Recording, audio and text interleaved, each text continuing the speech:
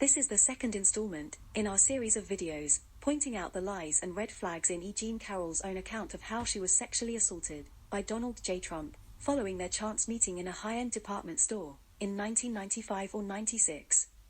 To recall, Carroll has alleged that during the sexual assault, Trump was able to thrust himself inside her, partially or completely, but she eventually pushed him off and ran out of the dressing room. In the first video, we pointed out that, for this to have happened, either he or she would have had to have lifted her legs up. In the detailed account that she gave, she never stated that her legs were lifted off the ground. Her assertion that she attempted to stomp on his foot clearly suggests that her feet were firmly planted on the ground and therefore, he could not possibly have thrust himself into her, under the circumstances she described. Following on from that, in this video, we will highlight yet another element of her account, which must be false. In her account, Carroll described what she was wearing in full detail, and has also provided numerous photos. Her outfit included her tights and a pair of sturdy black patent leather 4-inch Barney high heels, with which she repeatedly attempted to stomp on Trump's foot. She has alleged that Trump pulled down her tights before raping her. Apart from him being unable to pull down her tights, under the circumstances she described, as we highlighted in part 1, it is also impossible for penetration to have occurred, just because her tights had been pulled down. At least one leg of the tights had to have come off completely, for any form of penetration to happen. It could not have been possible for him to gain any access to penetrate while her tights were hanging either partially down her legs or fully down by her ankles. She would need to have at least one leg out of her tights to enable penetration.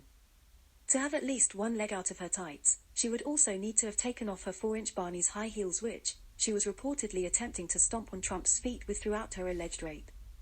Without this happening, Trump could not have been able to step between her legs to gain access. In another obviously false account, Carroll represented that she was struggling with Trump both before and after he thrust himself inside her. She was finally able to escape by bringing a knee up high enough to push him out and off. This vivid account is so obviously false, it speaks to either willful ignorance or malice on the part of all those who bought it. As we have already explained, for any penetration to happen, both her legs had to be off the floor and bent at the knees. Her waist, as a matter of practicality, had to be above Trump's waist. Therefore, she cannot bring her knee up to push him out and off, when they are already above and beyond his waist.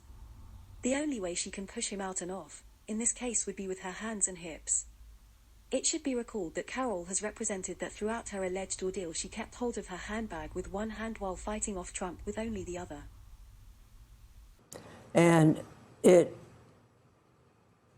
don't know where I got the strength, because he was big, but I think I was stomping my foot.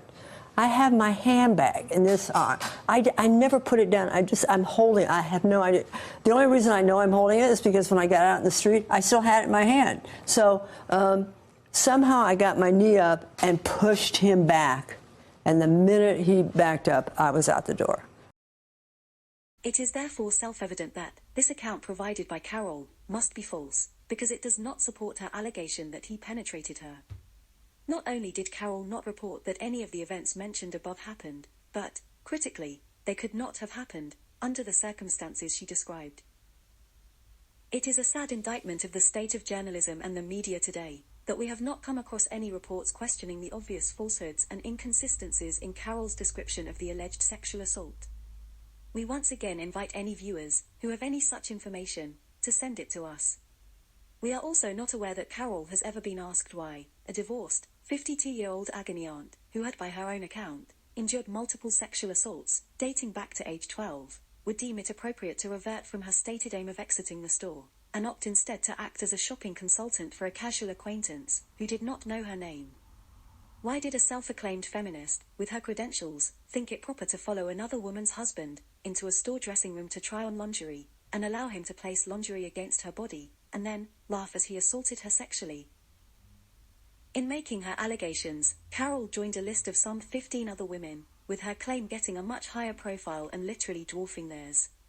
While the media may have rushed to embrace her as a feminist champion, the courts may not treat her as such when the obvious falsehoods are repeated under oath. Thank you for your kind attention and subscribe to be kept updated when the next installment is published.